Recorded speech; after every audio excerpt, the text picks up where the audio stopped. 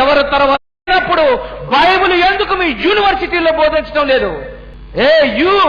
AU అట, Andhra university ఏం బోధించడం లేదు బైబిల్? తప్ప మొదటి మానవుడు ఎక్కడి నుండి వచ్చాడో ఖచ్చితంగా ఉంది. జలప్రళయం ఎప్పుడు వచ్చిందో ఖచ్చితంగా ఉంది. ప్రపంచ చరిత్ర ఎక్కడ ప్రారంభమైంది అది బైబిల్లో ఉంది. బబులోను, మాదియా, గ్రీకు, రోమా, ఎన్ని చరిత్రలు అయితే ఉన్నాయో వీటన్నిటి గురించి బైబిల్లో రాయబడిందంటే బైబిల్కి మించిన పుస్తకం ఎక్కడుందో చెప్పండి. హిస్టరీ తెలియని వాడు హిస్టరీ అంటున్నాడు. హిస్టరీ జంతు స్టోరీ కాదది. అందుకే ప్రపంచంలో ఎవ్వడికి తెలీదు మృగము యొక్క సంఖ్య తెలియాలి అంటే బుద్ధి గలవాడు మృగము యొక్క సంఖ్యను లెక్కించనిమ్ము అని అన్నాడు. ఇప్పుడు లెక్కిద్దాం. ప్రకటన గ్రంథం 13వ అధ్యాయం 18 చదువుతారు చూడండి. బుద్ధి గలవాడు మృగము యొక్క సంఖ్యను లెక్కింపనిమ్ము.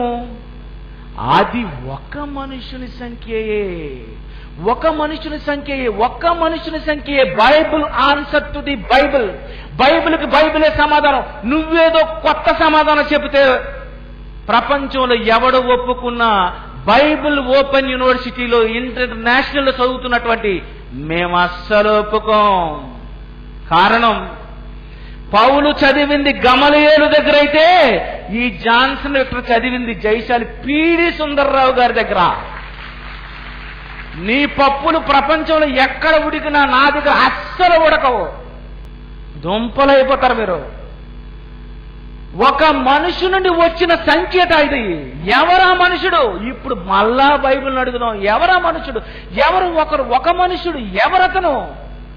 మళ్ళా బైబిల్ని అడుగుదాం. బైబిల్లో ఒక ప్రశ్నకు సమాధానం తెలియకపోతే అది బైబిల్ని అడగాలే తప్ప ప్రపంచంలో ఎవరిని అడిగినా తప్పు చెప్పేశాడు. ఎందుకు? బైబిల్ క్రైస్తవులకే తెలియదు కనుక. 3000 ముక్కలైపోయారు కనుక మీదొక ముక్క. విశ్వాసం ఒక్కటే పాట, బాప్తిసం ఒక్కటే పాట, బైబిల్ ఒక్కటే పాట, యేసు ఒక్కరే పాట. క్రైస్తవులు ఒక్కటగా ఉండరు. ముక్కలండి. ఎందుకైపోయారు ఈ ముక్కలు? అదే క్రూర మృగం. చాలా మంది మిగిలిన ఇతర గ్రహాలలో జీవులున్నాయని చెబుతున్నారు. బైబిల్ అది ఒప్పుకోవడం లేదు. అక్కడ జీవులే లేవు. యావత్తు భూమి మీద కాపురం ఉండుటకు బైబిల్ ఇస్తున్న కరెక్ట్ ఇన్ఫర్మేషన్ ఇది.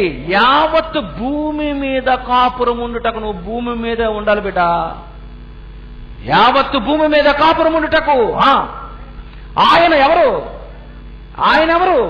దేవుడు. యావత్తు భూమి మీద కాపురం ఉండుటకు ఆయన ఒకని నుండి ప్రతి జాతి మనుషులను సృష్టించి, ఒకరి నుండి ప్రతి జాతి, ఒకరి నుండి ఎవరతను? ఆదాము. ఒకరి నుండి ప్రతి జాతి మనుషులను సృష్టించి అంటే ఆదాము నుండే భూమి. ప్రపంచంలో ప్రతి మనిషి చాలా తప్పుడుగా మాట్లాడుతున్నారు. కారణం, బైబుల్ లేని వాడి దగ్గర నువ్వు ఇష్టం వచ్చినట్లు మాట్లాడొచ్చు, కానీ Bible open university India international దగ్గర మాట్లాడితే కుదరదు.